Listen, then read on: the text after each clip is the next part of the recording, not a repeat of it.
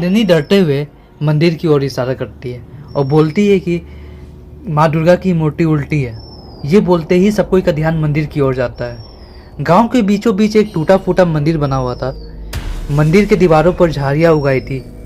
वो मंदिर में दुर्गा माँ की मूर्ति थी जो कि उल्टी पड़ी हुई थी। ऐसा लग रहा था कि किसी ने माँ दुर्गा की आंखें जानबूझ के खुरच दी है। सब कोई मंदिर के अंदर जाते हैं।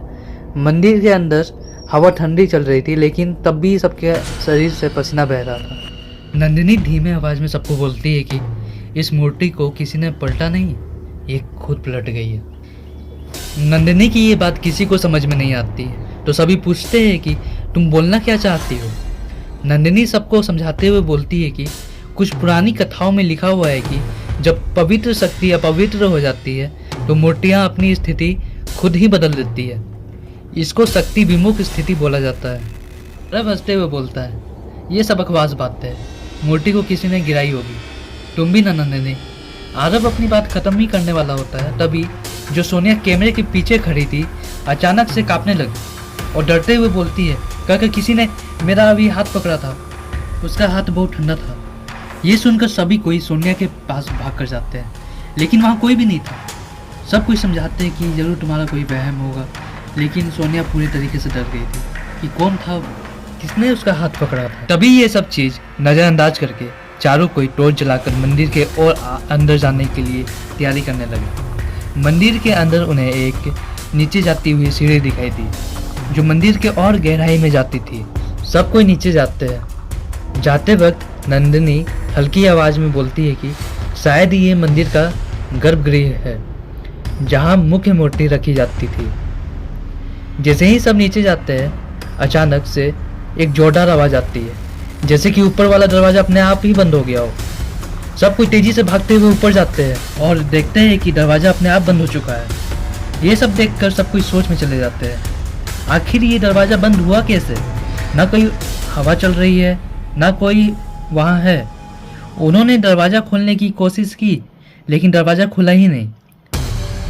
फिर जतिन बोलता है कि चलो नीचे चलकर देखते हैं, शायद नीचे कहीं बाहर निकलने का रास्ता हो।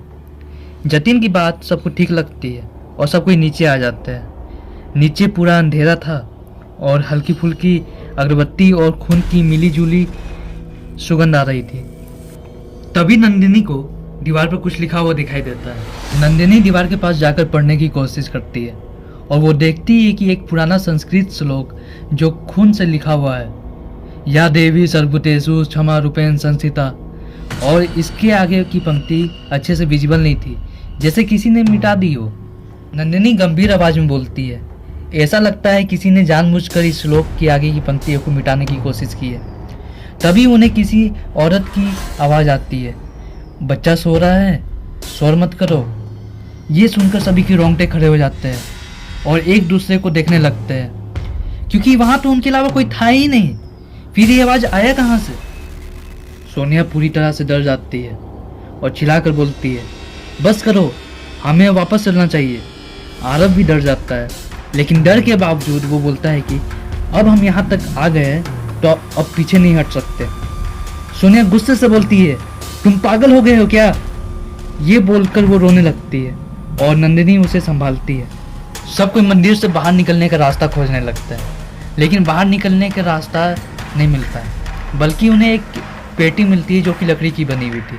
नंदिनी पेटी खोलने की कोशिश करती है, उससे नहीं खुलता है। फिर जतीन और सोनिया भी खोलने की कोशिश करते हैं, लेकिन उन लोग से भी नहीं खुलता है। आरब हंसते हुए बोलता है, क्या तुम लोग भी ना, एक पेटी नहीं खुल रही? बोलकर पेटी खोलने लगता है और उसकी बस हल्की सी कोशिश से पेटी खुल जाती है और खुलने के बाद किसी औरत की एक डरावनी आवाज़ आती है, आ गए आरब, तुम्हारा ही इंतजार था। सब कोई हैरान हो जाते हैं, आखिर ये आवाज़ किसकी आ रही है?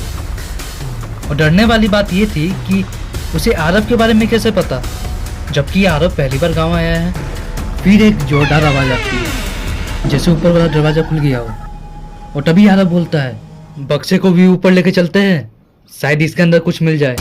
और वे लोग बक्से को ऊपर लेके चले तो जाते हैं, लेकिन जाते समय उन्हें किसी के रोने और चिल्लाने की आवाज़ आती है, रुको, कहाँ जा रहे हो?